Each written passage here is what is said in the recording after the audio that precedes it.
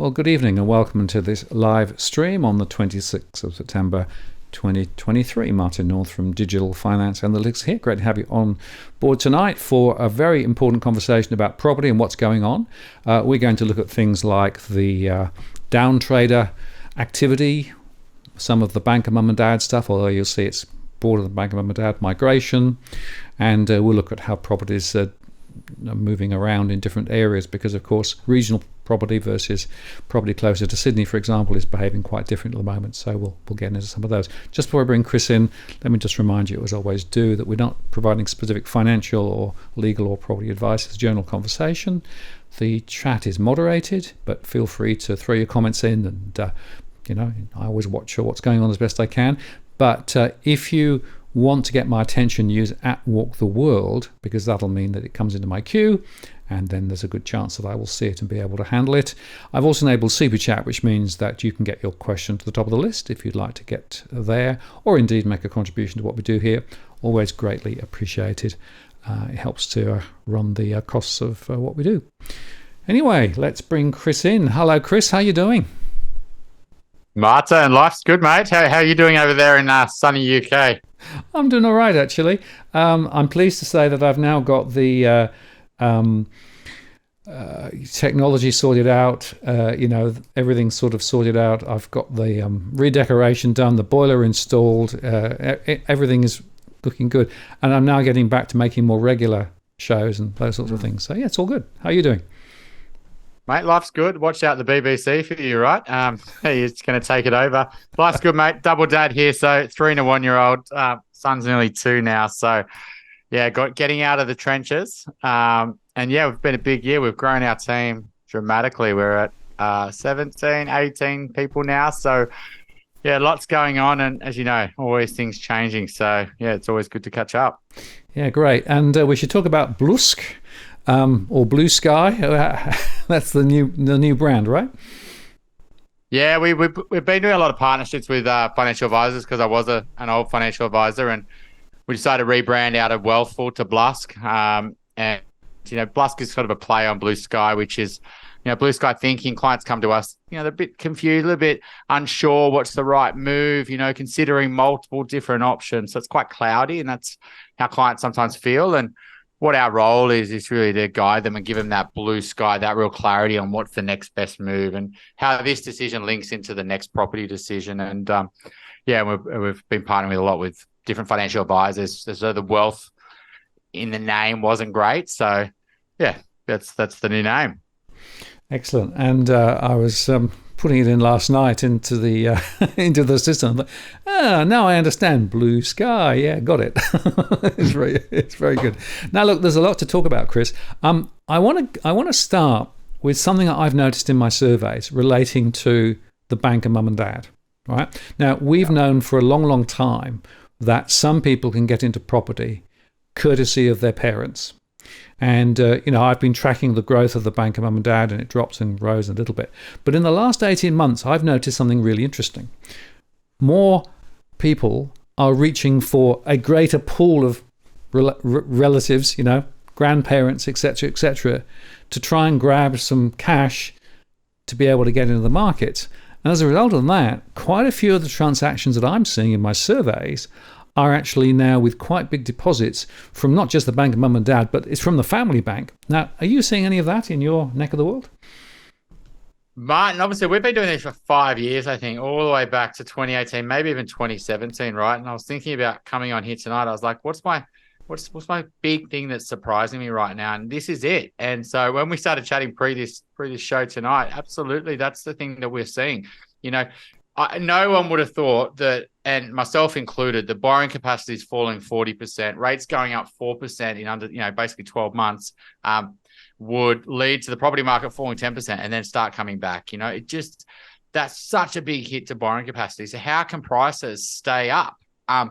And the reason for that is really intergenerational wealth and higher incomes, pent-up demand that are still buying on lower price points. So potentially they would have bought at 2 mil, maybe now they're buying at 1.3 mil. Someone would have bought at 1.4, maybe it's buying at 1 mil. So it's a sort of cascade down of higher income borrowers that are still able to buy because they've still got significant income to still enter.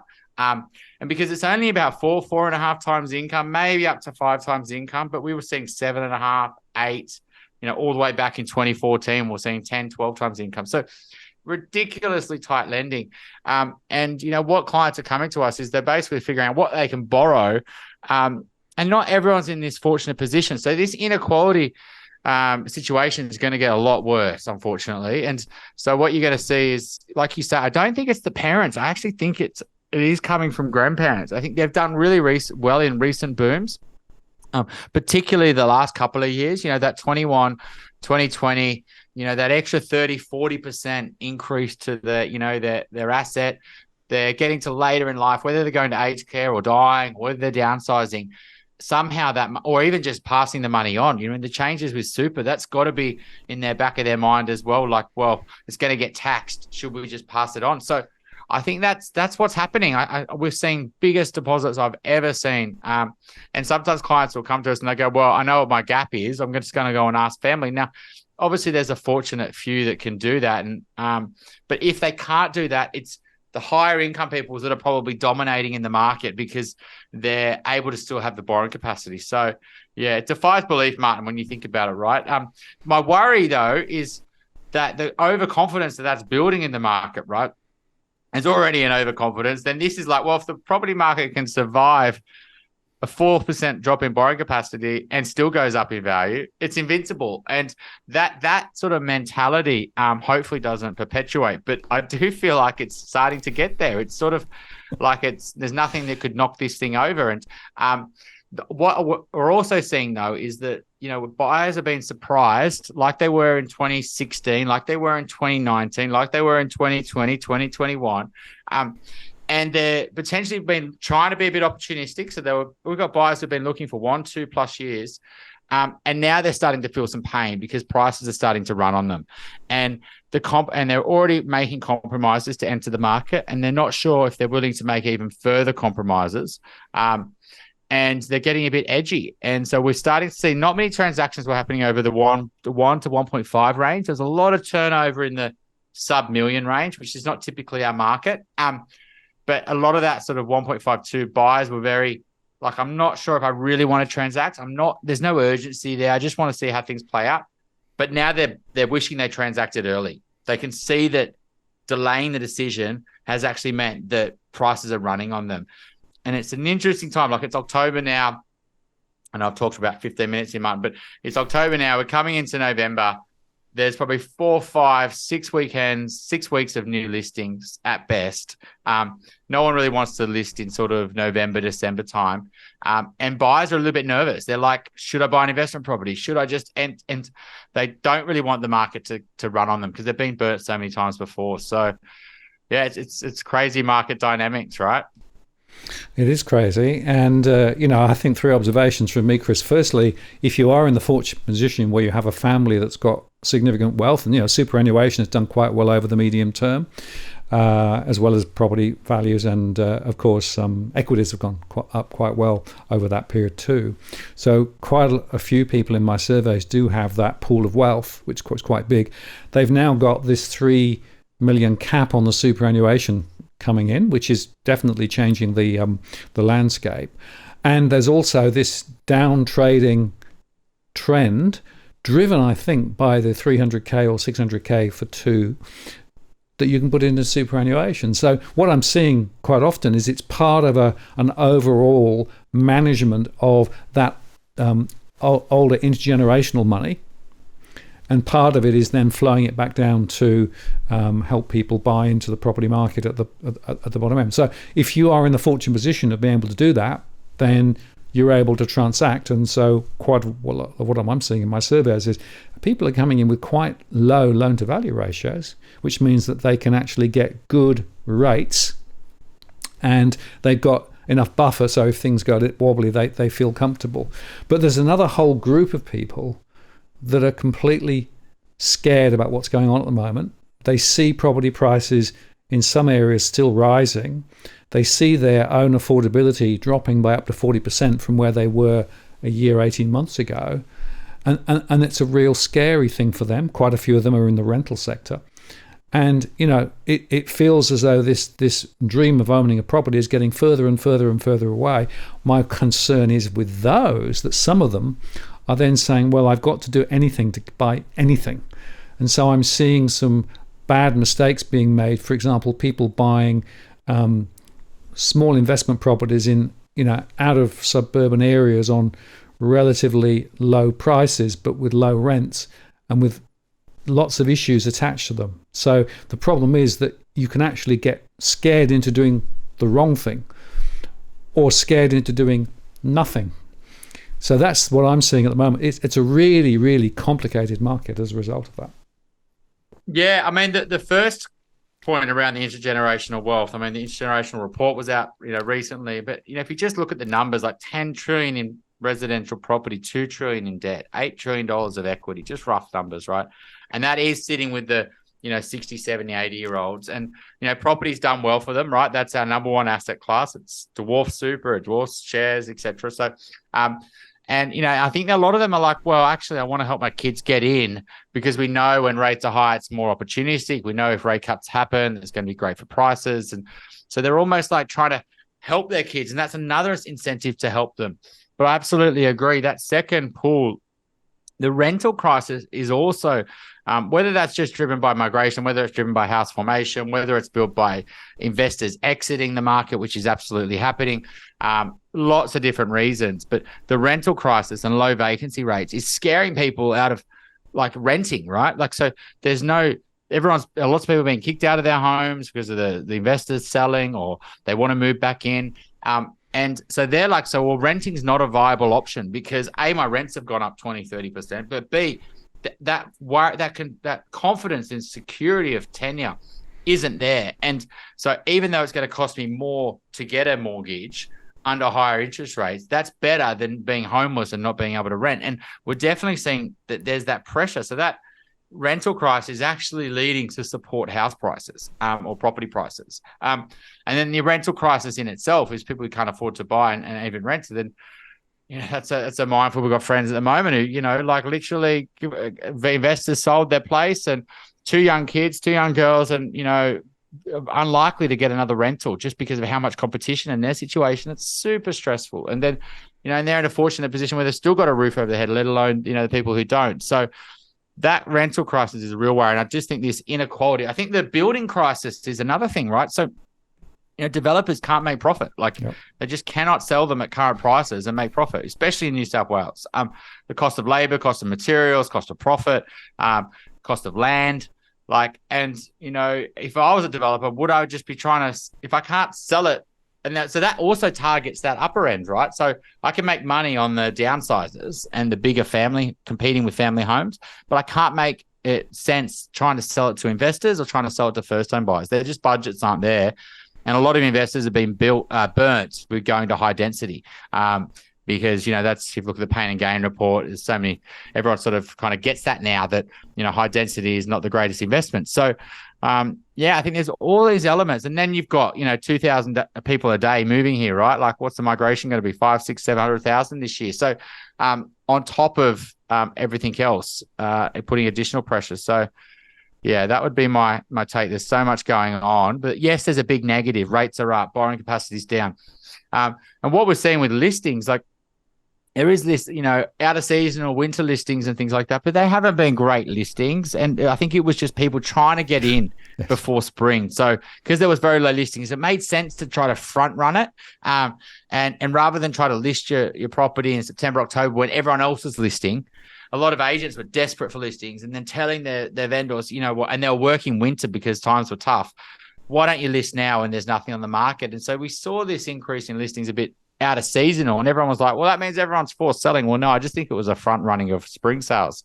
And there's not that much quality really on the market coming on. I think everyone's stuck in their homes. Like, even if we've got clients who are in apartments or they're in smaller houses, they would absolutely like to upgrade. They need to from a demographic point of view. They're on great income. So in the past, they would have been able to upgrade. But to do that now is just not feasible. The equity they've got plus what they can borrow isn't enough to get them into a quality asset. So they're stuck. And they don't want to sell because they'll be out of the market and rent. So they're almost like a prisoner in their home. Like, and yes, they've still got a roof over, so it's not the end of the world, but they would like to upgrade, but they just can't. So then that property just is stuck on the market where it would be transacting. And so I think people are going to live in their homes for even longer, right? That's already doubled over the last 20 years. I think people have gone from living in their homes for 7 years to 14 years. What happens if we just get our home and then we get stuck because we can't keep jumping? And I think that's what's really playing out right now. No, I think that's the point. The point you make about the upgrade is fascinating. I'm because that's one of the categories that I look at in my surveys, and a lot of people have pretty much given up the idea of trying to upgrade and move to somewhere bigger, despite the fact they want to because they've got a growing family, etc., etc. Simply because, one, they can't find properties that would actually fit in an area they want, and two, the economics don't work anymore. So you've got that blocking situation going on at the moment, and you've also got this other point about a lot of people in the rental sector really, really trying desperately to find anything to get out of the rental sector because they're just being hauled over on the coals, with rents going through the roof and continuing to rise, and there's no expectation that is going to stop. But the stock of attractive or reasonable properties at that lower end is a real problem, because a lot of the stock that is coming on at the moment, there is some, but it's not dramatically large, but a lot of it's old investment properties that actually have been under-maintained and need a lot of work and are not necessarily in really attractive positions. So there's a real mismatch between what's being listed and what people would aspire to buy at that lower end. So that's a mess. But interestingly, what I do see is that some of those more expensive investment properties are actually being snapped up by older people who already have 2 or 3 investment properties. So there's these cross currents, it is as complex, I think, as I've ever seen. And then I just finish. The regional overlay is fascinating, right? Because we're not seeing that same dynamic in regional areas. So prices in many regional areas are still falling. Listings are actually rising in some areas. So the story in and around Sydney and the other major urban centres is quite different from some of the regional areas as well. So it's a real mess.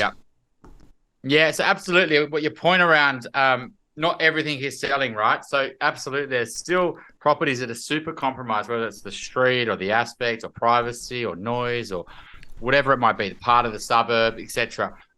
So there's definitely properties that are still not turning over very fast. But then there's property selling in a day. We've got multiple clients buying the last month in under 24 hours because they're so on it. They just want to make the transaction happen, but they're just patient because high rates means you're going to be patient. Like it's when rates are 2%, the market's in, taking off, then people, that just leads to poor behavior, right? Because there's the cost of owning is really low that people just go, it's all right. It's better than renting. I might as well just upgrade it. And so I think that 2% was forcing all properties within a suburb to grow, and particularly at the bottom end, just because of how much FOMO was in the market. But we do see pickiness still in the market. So that sort of aligns what you're thinking.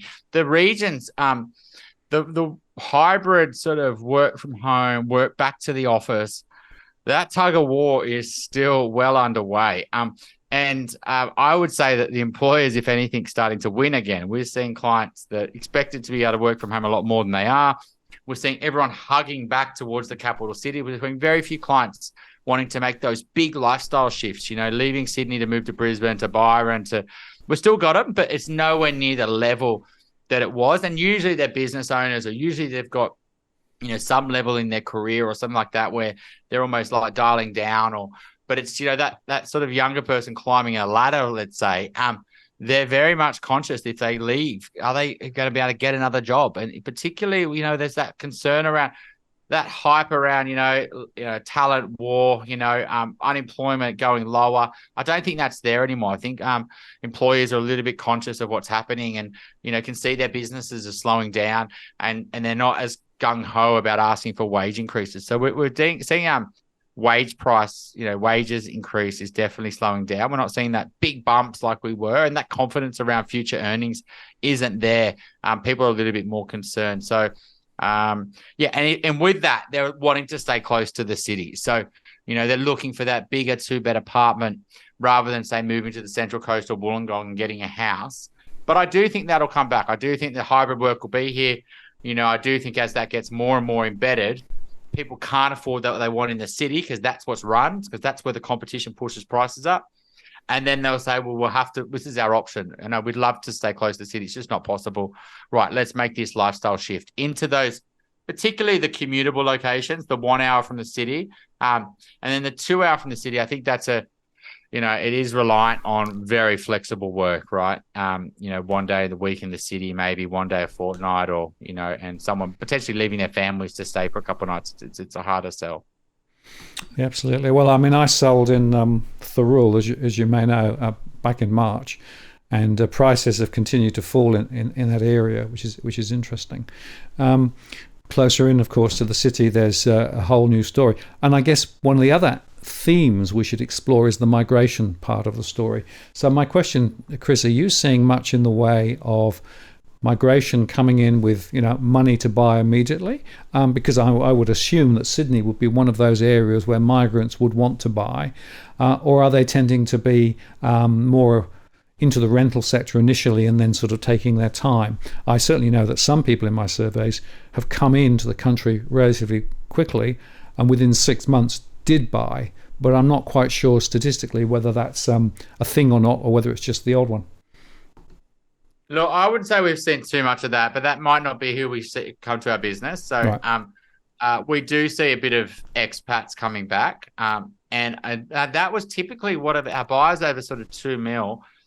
I'm sort of going back through them, thinking about some. Some were, basically living over in Hong Kong, Singapore, Dubai, London, and we're trying to get a base back in Australia. And some were still living overseas. Some had actually moved back. We've got some ones moving over from New Zealand right now, entering at the top end. So absolutely, I do think there's, people who are Aussies overseas that are moving back and wanting to secure. They saw that was a bit of an opportunity over the last year or so. And whether that's continuing, I don't know. We'd probably say it's just the same pace, but the local buyers sort of, and I don't think the migration, I do think it hits the rental market first. So when back in COVID times, we rewatched one of our conversations back in 2020, there was like, okay, migration's dead. The Australian property Ponzi scheme's over. Prices are going to fall, right? And I was just like, well, that's not the reality. They're just not going to move here straight away. We just don't. And what ended up happening, right? It was a internal, migration was probably a bigger story, right? And that caught the driver of housing demand, whether it's to the regions or whether it's interstate. That's what was driving. So it was actually not maybe people moving from overseas, but people moving around the country and creating transactions because their lifestyle needs were changing. So, I don't think the migration thing typically leads straight, and obviously a lot of students. But if you've got a bit of money in Asia, let's say, and you're sending a child to Australia, and you can buy, and because they've got rental issues. Maybe it's an option of just buying, get that money safer in Australian residential properties than it is in where it is in your country. And maybe just buying an apartment for my child to rent through uni or just to live in is better than the hassles of them trying to secure a rental property in this market. So maybe that's happening as well. But we don't see too much. Okay, interesting. No, I mean, it does vary, I think, but it is definitely one of the factors that I'm seeing.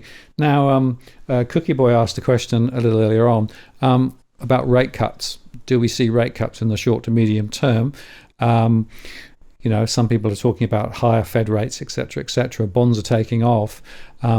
Is a good time to fix. So what's your perspective on rates and trajectory? How do you actually advise people at the moment with this rather complex interest rate environment that we're in?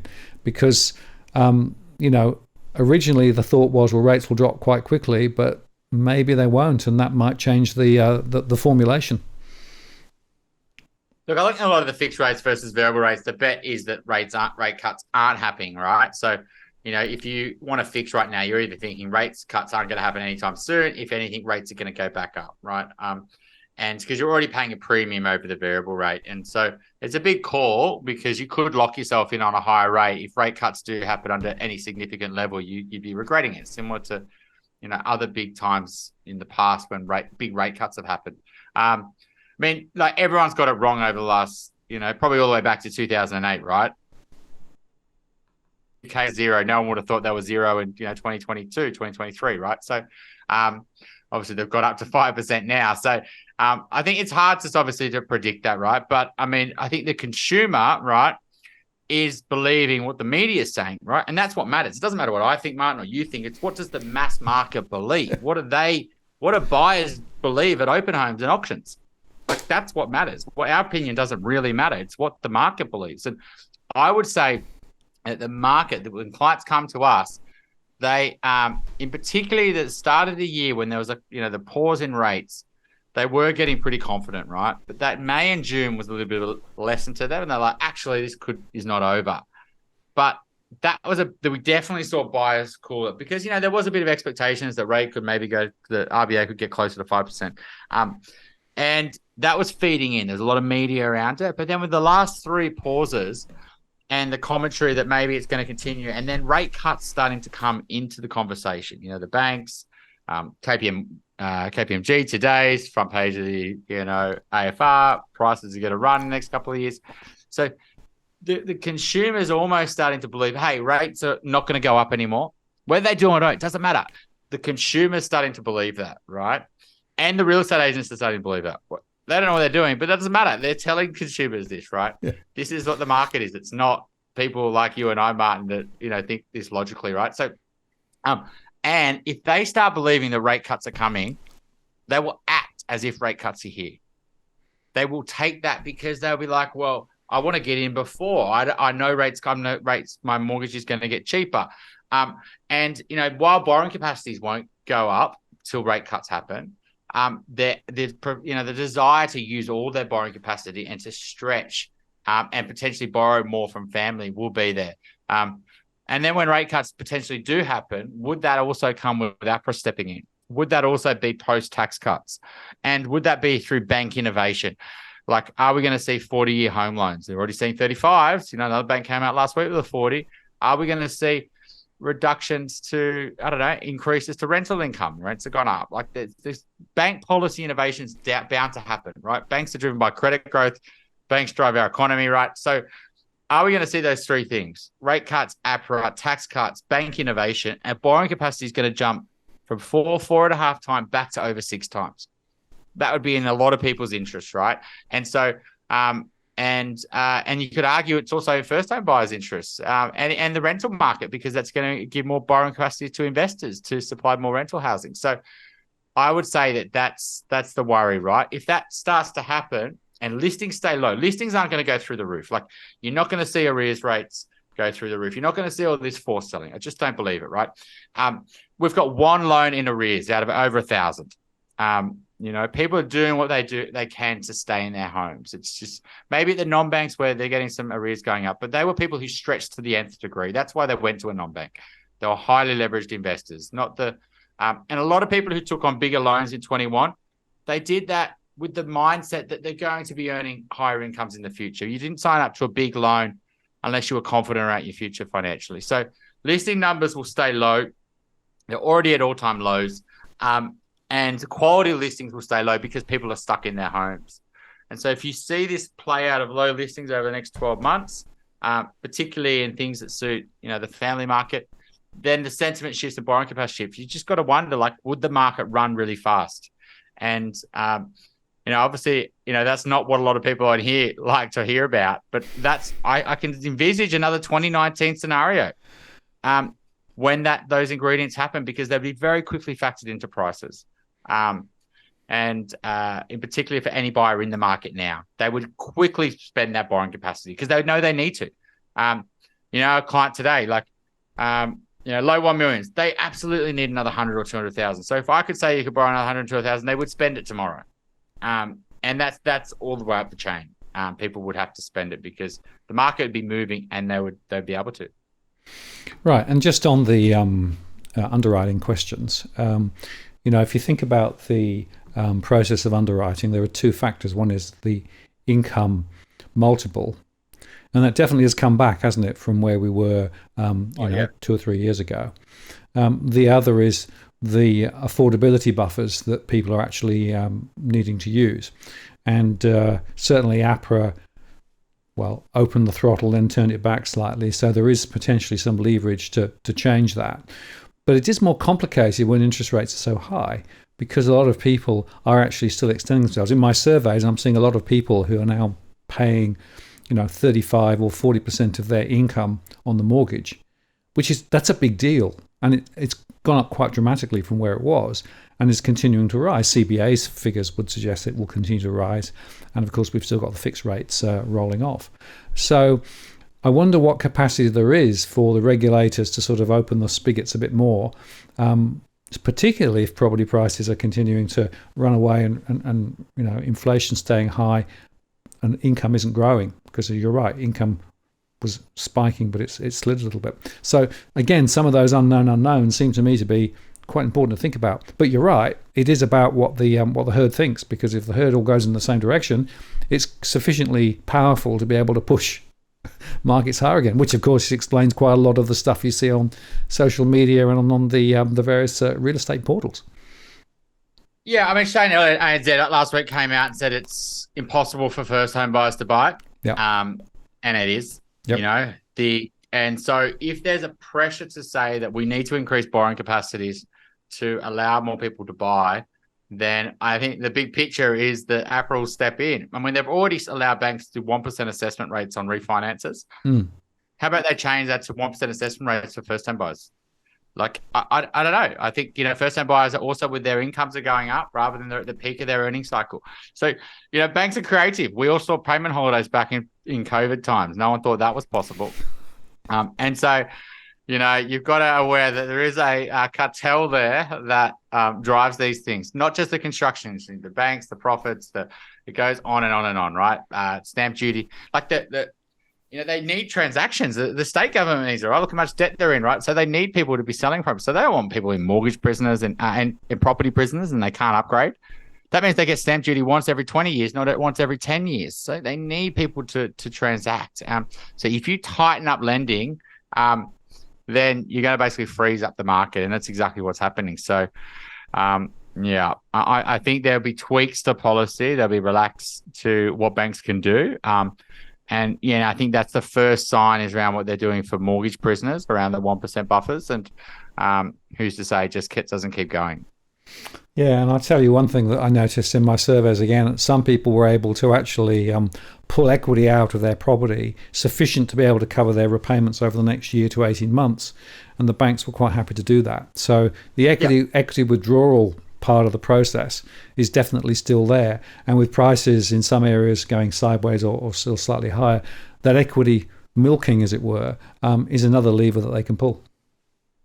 Absolutely. So, like, for example, let's say you're a client and your mortgage repayments, I don't know, just do round numbers, let's say 10 grand a month, but you can only afford 6 right now because things are tough, but you can still get access to equity. And your buffer's going low, so you get access to 100 or 200 grand.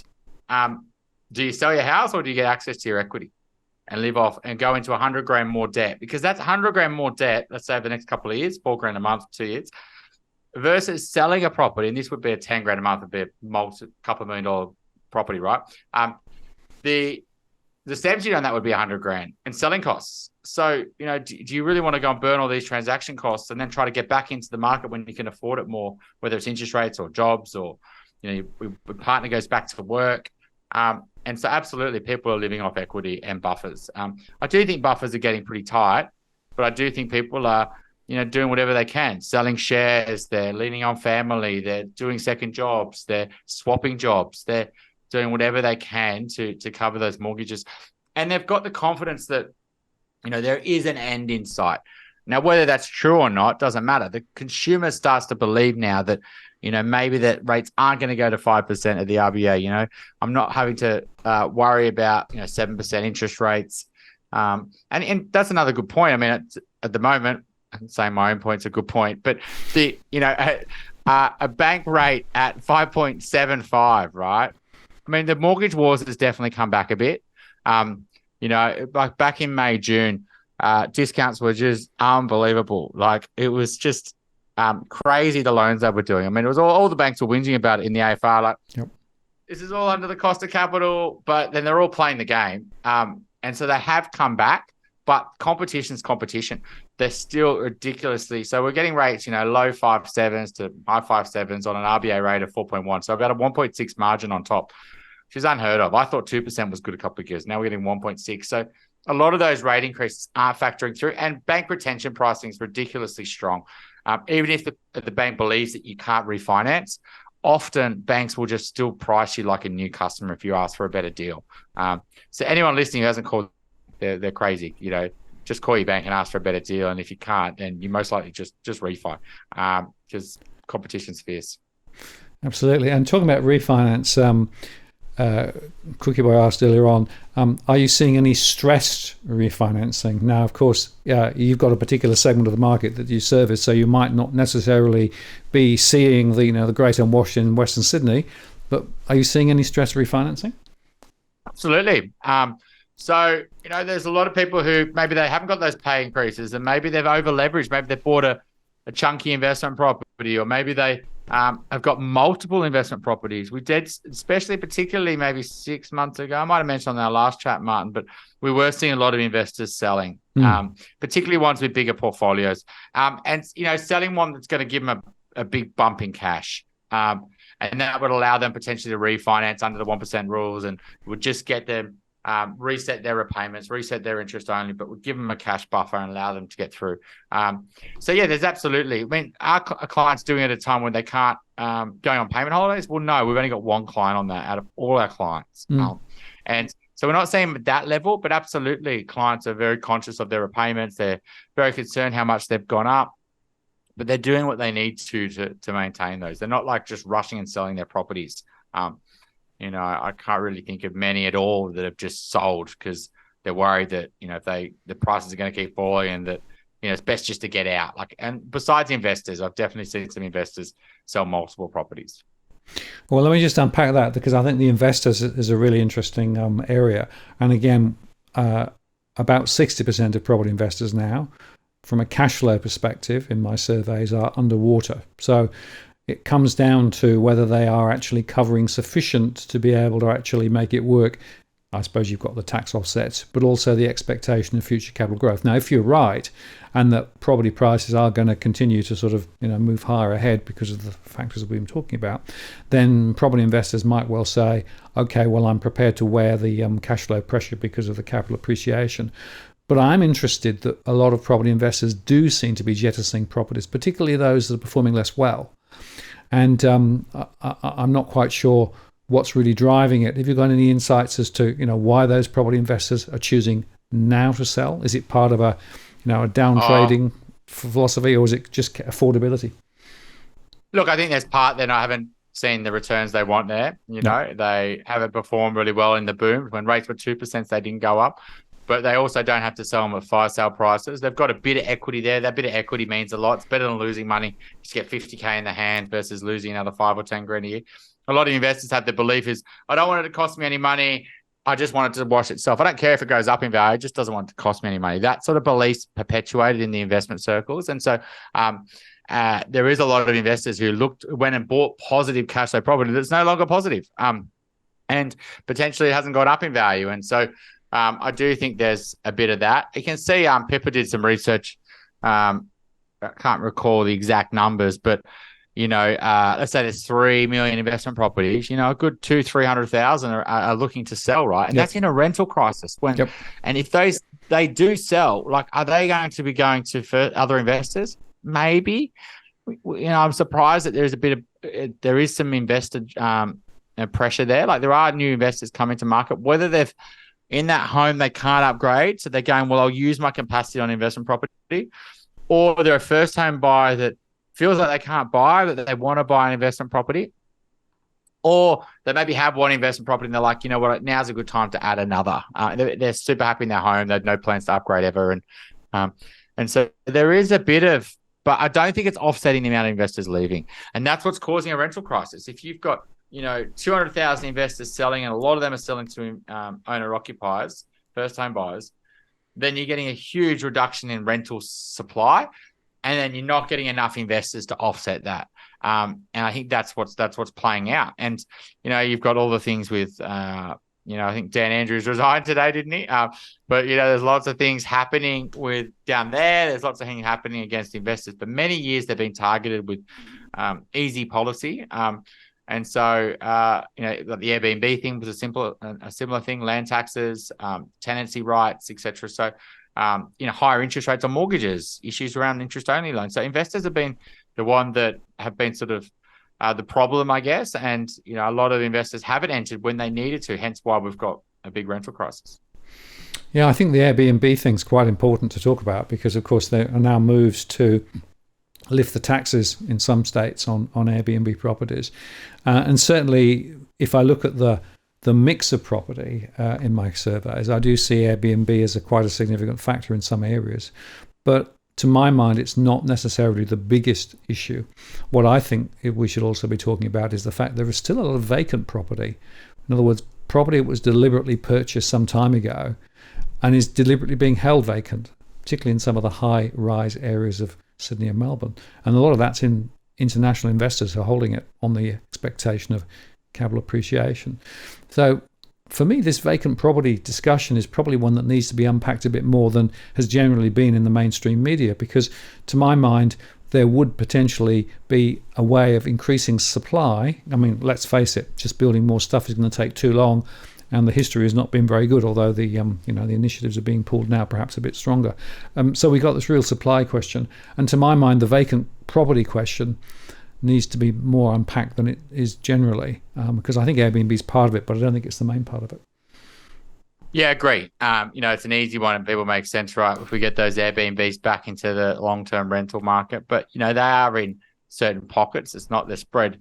You go on Airbnb, they're not like they're spread across evenly. They're in the city, they're in, inner ring locations. And usually that's not really where the biggest problems are in the property market. The vacant tax thing, I mean, Census will say there's 1 million properties free on census night, right? But, some electricity data, I'm pretty sure came out a few months ago, and it said like 1.7% of properties didn't have any recent electricity usage, right? So that's nowhere near. 1.7 on 11 million dwellings is sort of like 190,000. Still big problem. And so we should have a vacancy tax, I believe, right? If you haven't got something to justify you doing something with that land. I also think the second home, you could see that with Dan Andrews in Victoria with the land tax. That's what it's targeting there. You've got your house, your holiday house, and you've got your home. You don't put it on Airbnb. That could be a property for the rental market. So why don't we tax people with second homes a little bit more? And I think that's coming on the table more and more. I think the Scott Keck idea was a really good idea. I mean, Scott's been around a long time in the property market. So Charter Keck Kramer, if people want to check his business out, they do a lot of consultancy to the development market. And I mean, he's basically came out with the idea, which, you should be able to rent out rooms. You should be able to rent out your granny flats and not have to pay A, tax on it, but also B, not affecting your capital gains tax exemptions, which does stop a lot of people. Why would you rent out a room in your home, pay tax on it, have all issues with your income tax return, and then potentially affect your capital gains tax exemption? It's all too complicated. So why don't they do a 3-year moratorium on allowing people to rent out rooms, and just to help us get through this rental crisis? I think that's a really good move. But yeah, a lot of the things that the government needs to put their hand in their pocket and do they really care about these problems? I don't know. It's more about the next election cycle, right? It's all about announceables, as I keep saying, right? So they can announce their housing strategy and they can announce their jobs strategy, but when you actually peel it back and actually ask, well, actually, what's it really going to do? Is it really going to make a huge amount of difference? Probably the answer is not a lot, but it is actually to do with the election cycle rather than actually the strategic cycle, which is a problem not just, by the way, in Australia, but it's true in the UK and other places too. But it does make it very complicated. Exactly. The 1.2 million homes, even Dan Andrews at the developer with Assembly last week. I mean, Assembly are doing a lot of money with super funds, but they can't build hundreds of thousands of apartments. Yeah, they can add some key worker housing and some affordability housing, and it's totally good, and we should do all that stuff, and the government should invest, but that's just a band-aid on a big problem, right? They aren't going to solve structural issues. So I think we need wins right now, and like you say, vacancy tax, Airbnb, second homes, all these sort of things should be on the table to alleviate a rental crisis. We shouldn't have people not living nowhere to live. Absolutely. Well, let me just throw a couple of specific case studies because, I talk to quite a few people through my one-to-one conversations, and Yeah. this is a sort of a stylized example, but it's actually a real based on real experience. So I was talking to somebody the other day who's in rental accommodation at the moment and is unable to afford to buy an owner-occupied property in the area that they want to be in. The reason they're there is because of the local schools, etc., etc. But they're also concerned about their exposure to the rental market, but also think they're not actually exposed to the property market and they want to. So they've actually sort of started to look at investment properties, cheaper investment properties further out, a long way from anywhere, because they were cheap. And when you actually do the math, the cash flows don't look particularly flash, and the capital appreciation doesn't look great. But the sense was, I have to get back into property. I need to get into property. So I guess the question is, does it make sense to jump at any investment property anywhere just to get back into the property market, or is it more complicated? Look, it's definitely an issue right now. I literally had this call, probably the last call today, I think it was. A similar situation, buying in Melbourne. They've grown up in this part of Melbourne. They've got family in that part of Melbourne. They've got one on the way. They've got a little one. They really want to stay in that pocket. They potentially could make it happen. It's very, very tight. Like, they haven't got intergenerational wealth and all this sort of stuff, right? And so they've missed out a couple of times. I think the motivation today was there's news of the second one coming, and the stress is, they started looking at other suburbs, and they got kicked out of their rental, so they had to go and move into another rental, and they moved to an area that was maybe a bit more affordable, but the lifestyle impact wasn't great, and so they don't really ideally want to make that lifestyle shift. Maybe they will. So they were like, well, maybe we should just move back and rent where we really want to be, and then buy an investment property. And the issue with that comes not just now. Yeah, they've got better having the money in a property, let's say, not really, than having it in the bank. But what ends up happening is, even if that works out, they've got to pay stamp duty, they've got to pay selling costs, they've got to pay capital gains tax. Whatever they make there, if ultimately they're then going to use those profits to try to enter into the good parts of a housing market, it's going to be extremely hard to outrun it after all those costs, because you've got to make a lot more than that growth, and then you've got to time it really well, and when you've got kids and you've got school zones and things like that. So my concern in that situation is, what are they doing with their longer term solution around living? Yeah. And are they, yes, they've got money better off in the bank in their mind than in a property, but how is that all going to come together? Like, how's the sequence of this going to play out? And so sometimes people are they can potentially do that if they've got a real strong growth in their income in the next few years, or they're getting a lot of money inheritance, or so that potentially they can go, well, yeah, I can't buy what I want today, but I could do that in a few years' time, and maybe I could go and buy an investment now and still keep it in a few years' time when I want to enter into longer term property for themselves. But often people can't do that, whether it's the income or borrowing capacity or savings. And so it's really dangerous just taking this rent vestor view, which is prolific out there. It makes a lot of sense, right? Target people who and there's a massive increase in what I'd say data-driven buyers agents that are perpetuating this whole view that rent vesting is really easy, and that you should just buy as many properties as you want. And they've got big followings, and they're writing, and they're pushing people down multiple properties on hypothetical growth returns, and they're not really thinking about talking it through with a client, right? And saying, how does this fit into your longer term plan? How are you then going to go and buy a house? How many of these? There's just literally buy. Like, you've got money, buy. Best time to buy property was yesterday, if not today. That mentality is there. I'm buying here. It's a great opportunity. You should buy here. But that's not how people's lives work. They've got other goals and things to achieve, and everyone's got different situations. So I do think there's a real drive of those. There's some massive companies writing huge volumes of properties. And I do think they're not letting their customers aren't making those bigger, longer term decisions. They're just solving their cash in their bank account. And they're not dealing with the pain of what will come down the line, particularly when they get to the family time. I didn't always have kids, right? I didn't understand what it'd be like once you have kids, but absolutely life changes, right? Your priorities change. what you care about change, and you go from potentially being a gypsy and be happy to move around. If you get kicked out of rental, it's fine, just an opportunity to live somewhere else. But when you've got kids and things like that, that is not something that you want for your kids, and stability and the stress of it all. So that's what we see, is people don't think through their longer term plan enough. No, I agree with you. And, I tend to pose them some longer term questions, because I think it's the entry and exit costs, which is just worth highlighting again, right? Stamp duty, transaction costs. I mean, you won't actually recover those costs unless you're holding the property for quite some time, or you have massive capital appreciation. Now, if you're buying a second class or a dog of a property, the chances of capital appreciation is quite low probably, and so you end up with this noose around your neck. And what you've done is actually you've given away the opportunity to buy something better later. And I've had a few people who've said to me they've actually regretted now buying in the last couple of years. But it's hard to get out.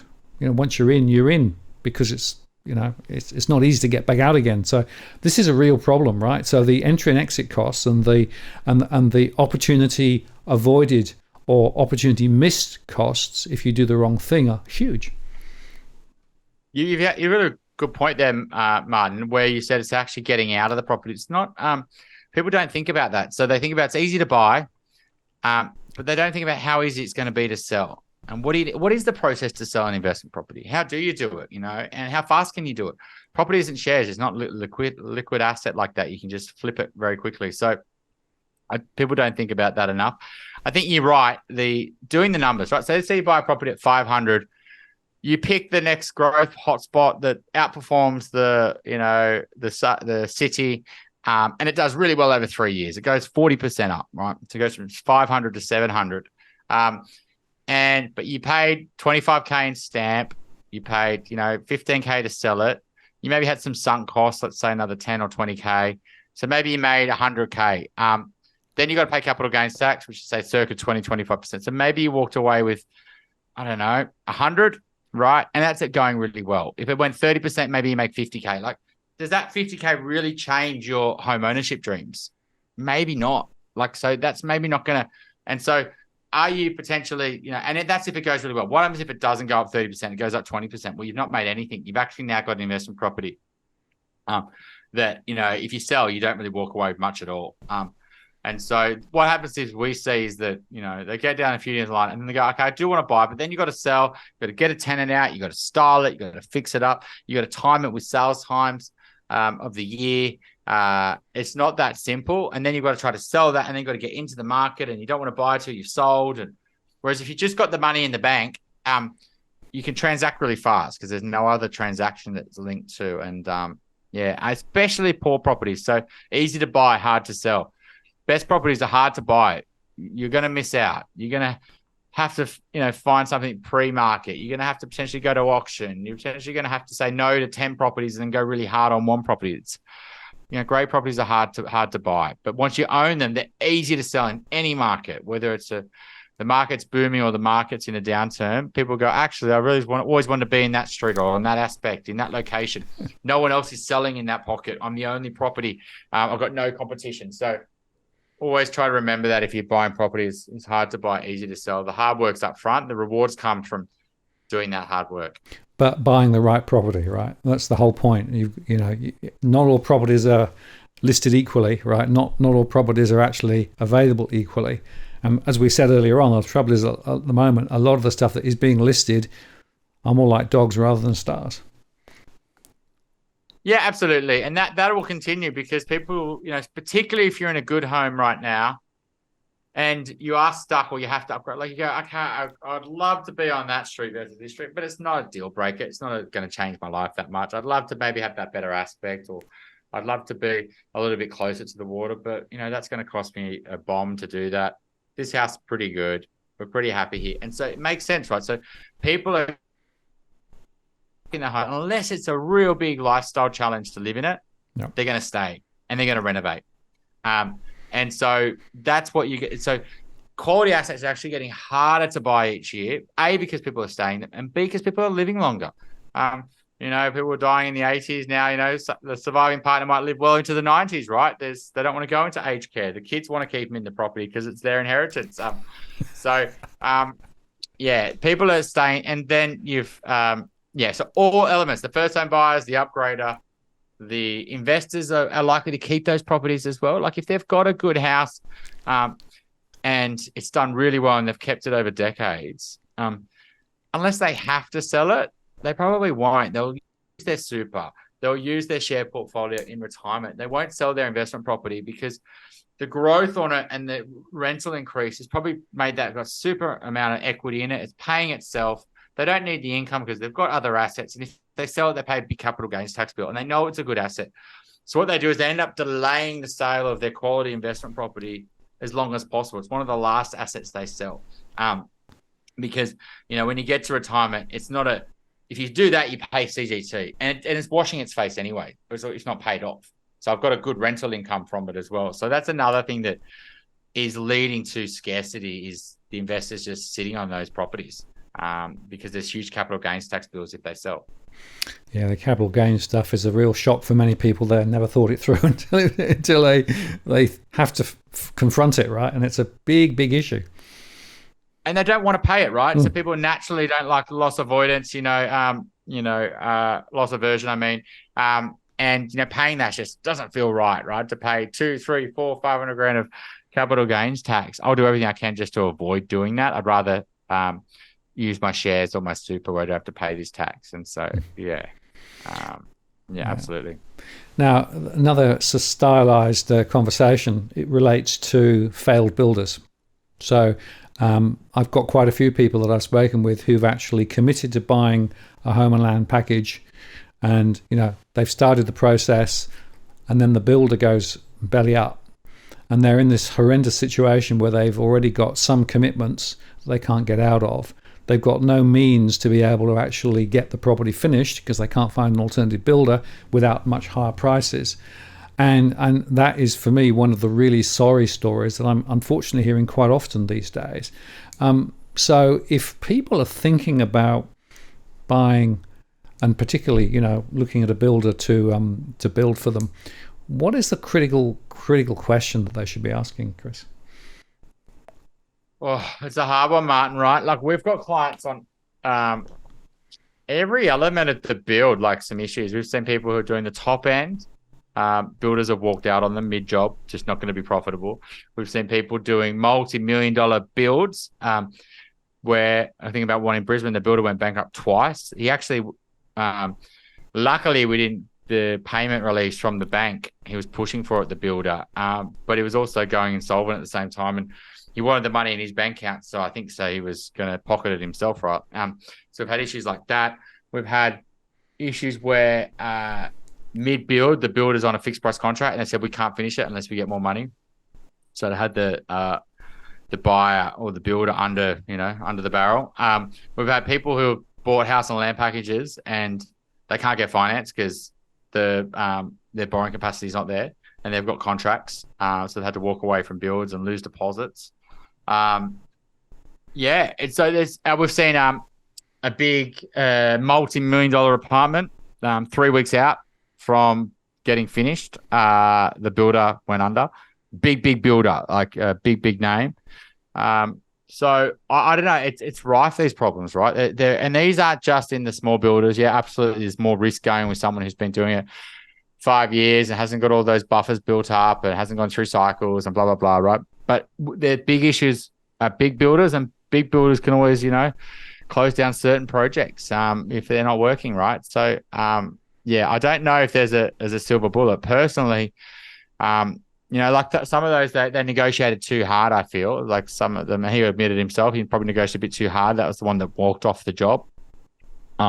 Ended up getting finished, but it was a nightmare appointing another builder. The issue in that situation is the banks are very, very nervous. And so because you've got a half-finished property and you're running out of cash, they can't really sell the property. So if you default, it's a nightmare for the bank. And so they find it really hard to lend you more money. And so if you are doing a build, I'd really encourage you to go with a construction loan. And so the banks are aware. does all the valuations. You get a fixed price contract. You try not make any alterations. You go with experienced builder. You one that's but even I think of another builder clients, a big name, builder where this thing's just dragged on from weather, material. The builder made lots of issues. Yeah, they've got a fixed price contract, but the clients had to rent another place.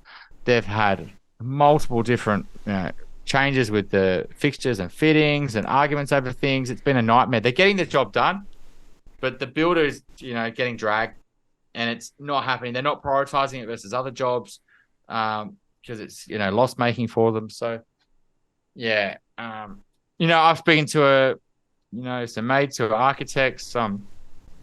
They're getting builders, calling them to look for work. And they haven't really seen that in the last few years. So I think there is going to be a bit of more competition. That's what his belief is, that, the margins, they'll try to, maybe the material prices there, maybe labor prices won't drop as, much as we expect. But maybe they just take a little bit out of their margin to buy work over the next couple of years until more confidence is there. So maybe instead of being a 15% margin, maybe they go for a 13 or 12 or something like that. Instead of not having work next year. Well, the point you make, Chris, I think is that, no builder is necessarily completely 100% safe, right? From big to small, from somebody who's been around for years versus those who've actually started relatively recently, So caution. If somebody's going to put, their life savings into a property and hope that it's going to actually get built, there's some really, really hard questions to ask. And actually, I personally think it's really quite high risk at the moment because, if you look at the latest numbers from ASIC, failures amongst the building and construction sector are the biggest. It's the biggest proportion of total company failures in the building and construction, and it's countrywide, and it's not just large or small. It's a range, so it's a real tough.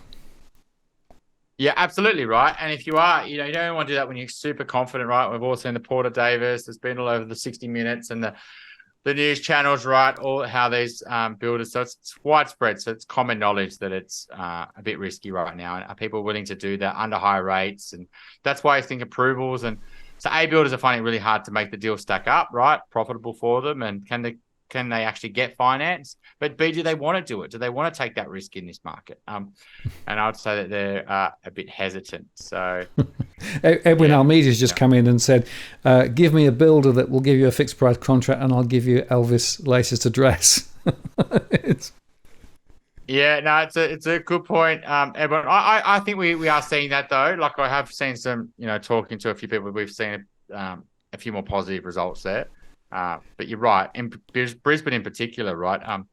We have multiple clients who just couldn't do it. So they couldn't build because they couldn't get a fixed price contract. No bank would do a cost plus. And so, unless you had a lot of equity.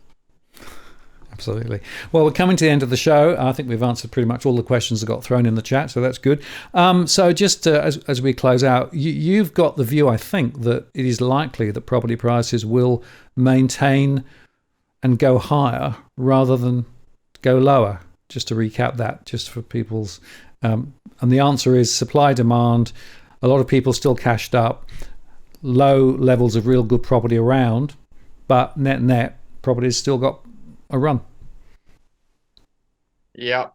And we're just going to read what we see, right? So and I was seeing the change in buyer behavior. Like that's what we get access to. Like as a mortgage broker, we don't see all parts of the market, but what we definitely do is see that we definitely do see it's 9:00 is what current property owners are thinking, right?